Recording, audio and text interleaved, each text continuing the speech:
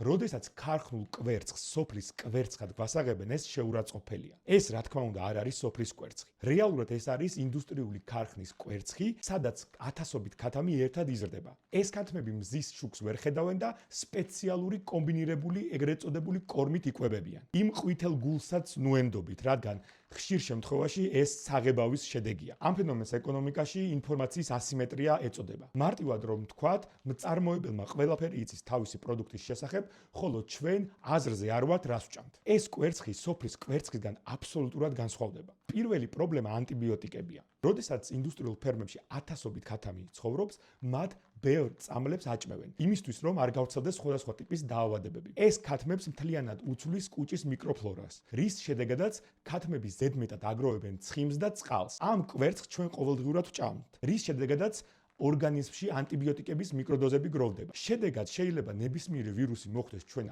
ორგანიზმში და მის წინააღმდეგ წამალმა არ იმოქმედოს. მეორე ეს არის ცხიმოვანი მჟავების დისბალანსი. თავისუფლად მინდორში გაზრდილ ქათამს დიდი რაოდენობით აქვს ომეგა-3, რომელიც ორგანიზმში ანთებით პროცესებს აკრობს. ხოლო ქარხნის ქათამში და კვერცხში ომეგა-6 ჭარბობს, რომელიც პირიქით ანთებით პროცესებს იწვევს. ეს კი ორგანიზმში აჩენს ანთებით პროცესებს და გულ სიზღვრთა პრობლემებს. და ბოლოს, ქარხნის კვერცხში ვიტამინების ნაკლებობა. ან საიდან ექნება D ვიტამინი ქათამს, რომელსაც მზის სინათლე არ უნახავს.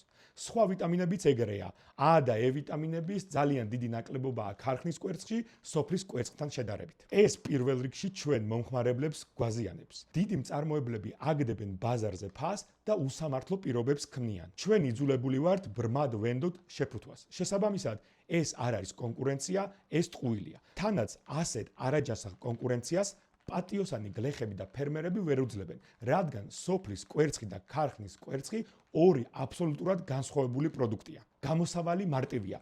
კონკრეტული სამართლებრივი რეფორმა. ჩვენი ქართული რესპუბლიკის ინიციატივით მწარმოებელი ვალდებული იქნება დიდი და მკაფიო ასოებით ასახოს რეალობა შეფუთვაზე. კანონით უნდა გაიწეროს ორი კონკრეტული მარკირება. პირველი ეს არის ქარხნის კვერცხი. თუ ქათამი გაიზარდა გალიაში ათასობით სხვა ქათამთან ერთად ინდუსტრიულ ფერმაში და იკვებებოდა სპეციალური კომბინირებული საკვებით. მეორე, სოფლის კვერცხი.